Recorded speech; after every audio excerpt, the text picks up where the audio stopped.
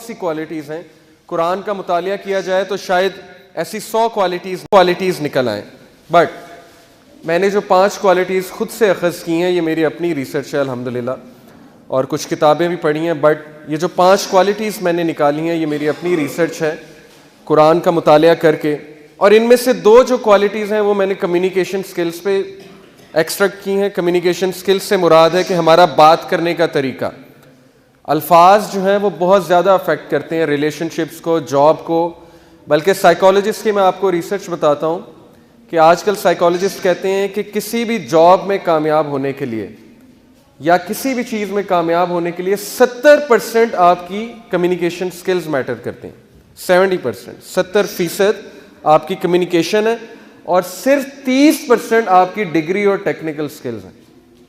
آج کل multi national companies degree نہیں دیکھتے, وہ دیکھتے ہیں اس کا بات کرنے کا طریقہ کیسا ہے, اس کا اٹھنے بیٹھنے کا طریقہ کیسا ہے, اس کے انٹرپرسنل سکلز کیسے ہیں, اس کی انالیٹیکل ایبلٹی کیسی ہے, یہ پرابلم سالور ہے یا یہ گیو اپ کرنے والا بندہ ہے.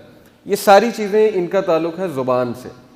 تو اسی لیے قرآن نے زبان پہ بہت زیادہ فوکس کیا, کمیونیکیشن کی بہت بات کی ہے قرآن نے. اللہ کے نبی صلی اللہ علیہ وسلم کی کمیونیکیشن ہمارے سامنے ایک پرفیکٹ ضابطۂ حیات ہے. باقی 3 کوالٹیز جو میں نے ڈالی ہیں اس میں وہ ہے ہمارے انٹرپرسنل سکلز, پرسنالٹی سے متعلق. اسٹیبل پرسنالٹی, کہ کیا ہے اسٹیبل پرسنالٹی, کیسی پرسنالٹی ہونی چاہیے انسان کی. یہ 5 کوالٹیز جو ہیں مل کے ایک ایسا انسان بناتی ہیں جو انسان انشاءاللہ میرا دعویٰ ہے کہ ہر فیلڈ میں کامیاب ہوگا, چاہے وہ جاب ہو, چاہے وہ میرٹل لائف ہو, ہماری ازدواجی زندگی ہو, چاہے وہ فیملی لائف ہو, چاہے وہ امپلائی ہو, چاہے وہ اسٹوڈنٹ ہو, چاہے وہ کہیں بھی ہو. اگر ان 5 کوالٹیز کو اپنائے گا تو انشاءاللہ کامیابی جو ہے اس کے قدم چومے گی. تو پہلی کوالٹی انشاءاللہ جو ہم ڈسکس کرنے چاہ رہے ہیں, اس سے پہلے میں آپ کو ایک بات بتا دوں. یہ آپ کو نظر آ رہی ہے ایک بس, اور یہ بہت ہی زیادہ سپیڈ پہ جا رہی ہے, بس بہت تیزی سے جا رہی ہے. اب اس بس کی اگر اچانک بریک فیل ہو جائے تو اس کے اندر جو پیسنجرز بیٹھے ہوئے ہیں ان کا کیا رویہ ہوگا؟ ایک دم سے پینک ہو جائیں گے, چیخنے لگ جائیں گے, یہ کیا ہو گیا, موت آنے لگی ہے, موت آنے لگی ہے. اب کون سا شخص کامیاب ہوگا جس سے تھوڑا سا اندازہ ہے کہ بریک کو کیسے ٹیکل کرنا ہے, اگر بریک فیل ہو جائے تو اس کا بیک اپ کیا ہے, وہ انسان کامیاب ہے اس بس میں. یہ بس آپ کی زندگی ہے. زندگی کبھی کبھی اس موڑ پہ چلی جاتی ہے جو ہم نے ایکسپیکٹ نہیں کیا ہوتا. اسٹیون کووی جیسے کہتا ہے نا کہ انسان کی زندگی میں 2 طرح کے مسئلے آتے ہیں. ایک مسئلے وہ حل کر سکتا ہے, اسے پتہ ہے کہ ٹھیک ہے اس مسئلے کی وجہ کیا ہے, یہ اس وجہ سے آیا ہے, اس نے حل کر دیا. ایک مسئلہ ہے جو نہیں پتا آپ کو کیوں آیا ہے مجھ پہ, جیسے یوسف علیہ السلام, ان کا کیا قصور تھا؟ بچے تھے, انہوں نے تو ایکسپیکٹ نہیں کیا تھا میرے بھائی مجھے ماریں گے, مار کر کنویں میں پھینک دیں گے. ان کو یہ پرابلم نہیں نظر آ رہی تھی, لیکن اس طرح کی پرابلمز آ جاتی ہیں انسانوں پہ. کبھی کبھی انسان سوچتا ہے میرا قصور کیا ہے, یہ چیز میرے ساتھ کیوں ہو رہی ہے, یہ اللہ کا امتحان ہے, قرآن جو ہمیں بتاتا ہے. اب بریک فیل ہو گئی زندگی کی, آپ زندگی بڑی اچھی گزار رہے تھے, بڑی اسموتھلی جا رہی تھی, اچانک زندگی کی گاڑی کی بریک فیل ہو گئی. اب کون کامیاب ہوگا جب بریک فیل ہو گئی؟ کون کامیاب ہے؟ جسے پتا ہے کہ جب بریک فیل ہو تو میں نے کیا کرنا ہے, جسے نالج ہے اس بس کا. جسے اس بس کا نالج نہیں ہے وہ پھر انہی پیسنجرز کی طرح چیختا چلاتا رہے گا اور کوئی اس کی مدد کرنے نہیں آئے گا. اللہ تعالیٰ بھی اسی کی مدد کرتے ہیں جو اپنی مدد خود کرتا ہے. اللہ تعالیٰ نے ہمارے سامنے قرآن بھیجا, ہمارے لیے قرآن بھیجا. کس لیے؟ اس کو پڑھو, سیکھو زندگی کیسے گزارنی ہے. اس کو صرف چومنے کے لیے تو نہیں بھیجا نا اللہ نے, یا سب سے اوپر شیلف پہ رکھنے کے لیے تو نہیں بھیجا. یہ اللہ نے اس لیے بھیجا ہے کہ اس سے سیکھو, اور اگر اس سے نہیں سیکھو گے تو سورہ طہ میں اللہ نے کیا کہا تھا حضرت آدم علیہ السلام کو کہ بتا دینا انہیں جا کے کہ جو میری وحی سے منہ موڑے گا اس کے لیے پھر بہت تنگ زندگی ہے, اس کے لیے پھر بہت مشکل لائف ہے. تو اللہ نے کلیئرلی ہمیں بتا دیا کہ قرآن میں نے تمہیں زندگی گزارنے کا طریقہ سکھانے کے لیے بھیجی ہے. یہ ہے قرآن کا بیسک مقصد, ہدایت.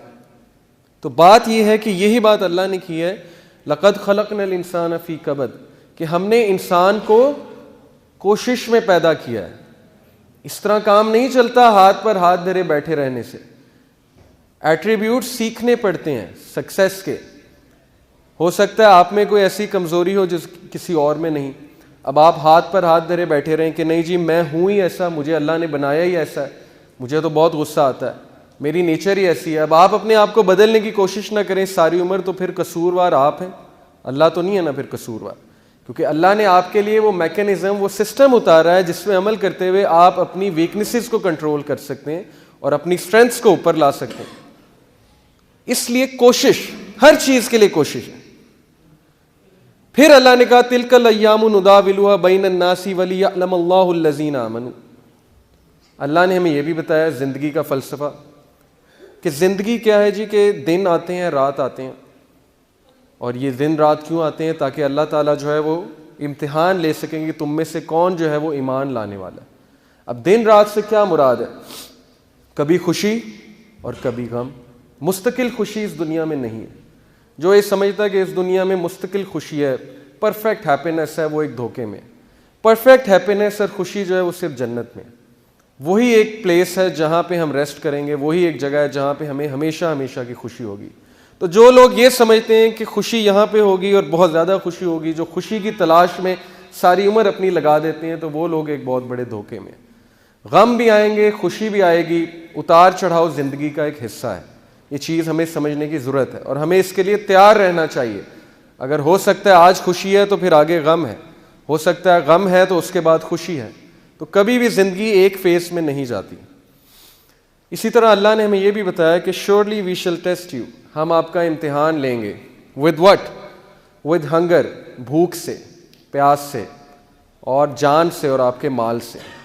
یہ مومنین کو اللہ نے بتا دیا ہے کہ آپ کا امتحان تو ہوگا، کیونکہ یہ زندگی امتحان گاہ ہے. تو ہمیں اس کے لیے تیار رہنا چاہیے. لیکن ہمیں جب امتحان آئے گا تو ہم کیا ہوتے ہیں، ہم میں سے میجورٹی کولیپس کر جاتے ہیں، ہم میں سے میجورٹی جو ہے وہ ہمت ہار جاتے ہیں، تیار نہیں ہوتے امتحانات کے لیے. اچھی قدر کا تو ہمیں بڑا پسند ہے جی کہ اچھی اچھی باتیں ہمارے ساتھ، خوشیاں آئیں ہمیں، تب تو ہم اللہ کا بڑا شکر ادا کرتے ہیں. لیکن جیسے ہی کوئی اللہ تعالیٰ ہماری پکڑ کرتے ہیں یا ہم پہ کوئی امتحان لے آتے ہیں، تب جو ہے ہم اللہ سے شکایات شروع کر دیتے ہیں.